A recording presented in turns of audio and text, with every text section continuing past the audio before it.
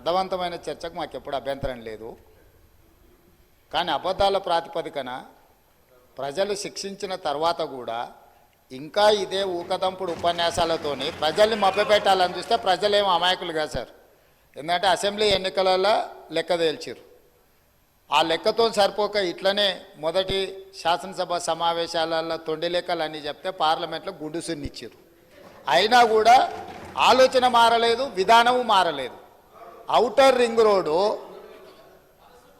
159 కిలోమీటర్లు ఆనాడు కాంగ్రెస్ పార్టీ అద్భుతంగా ప్రపంచానికే ఆదర్శంగా ఉండే ఔటర్ రింగ్ రోడ్డును నిర్మిస్తే లక్షల కోట్ల రూపాయల విలువైన ఔటర్ రింగ్ రోడ్డును పల్లి బఠానీలకు అమ్ముకున్నట్టు 7,000 కోట్ల రూపాయలకు అమ్మి తెగనమ్మి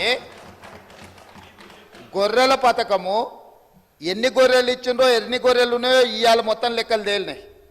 గొర్రెల మీద ఏసీ బోళ్ళు ఊరికి అట్లా మీద ఇట్లా తడిమి చూస్తే ఆల్రెడీ 700 కోట్లు గొర్రెల పేరు మీద దిగమింగినరని చెప్పి ఈరోజు రిపోర్ట్స్ వచ్చినాయి. కేసీఆర్ కిట్టులో ఏం అవినీతి జరిగిందో వారు కోరుకుంటే విచారణకి ఇద్దాం, దాని మీద కూడా పోదాం. ఇదే కాకుండా గొప్ప పథకం అని చెప్పిన బతుకమ్మ చీరలలో జరిగిన